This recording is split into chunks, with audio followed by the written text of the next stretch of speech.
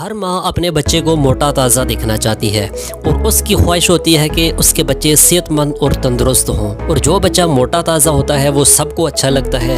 ہر ایک کا دل چاہتا ہے کہ بچے کو گود میں لے کر پیار کریں، لیکن دبلا پتلا بچہ خواہ کتنا ہی خوبصورت کیوں نہ ہو، موٹے بچے کے سامنے حقیر سا دکھائی دیتا ہے، اور کمزور بچے کو ضرور کوئی نہ کوئی بیماری چمٹی رہتی ہے۔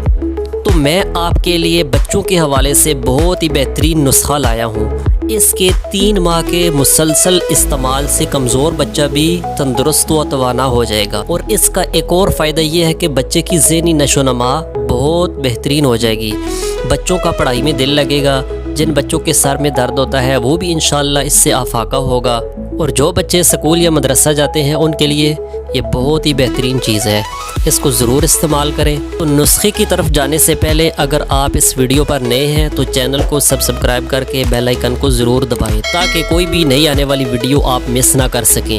ہمارے چینل پر کبھی آپ کو غلط گائیڈ نہیں کیا جائے گا، اور لمبی چوڑی نہیں، صرف ٹو دا پوائنٹ بات ہوگی۔ آپ نے لینے ہیں 2 چمچ سبز کشمش، 12 عدد بادام، یہ دونوں چیزیں لے کر آپ نے پانی میں بھگو کر رکھ دینی ہے۔ صبح اٹھ کر بادام اور کشمش چھیل کر دودھ کے ساتھ بچوں کو کھلا دیں، یہ ایک بچے کی خوراک ہے۔ اگر آپ اس نسخہ پر 3 مہینے باقاعدگی سے عمل کر لیا تو بچے خوبصورت اور تندرست ہو جائیں گے، اور ذہنی صلاحیت بھی بڑھ جائے گی انشاءاللہ۔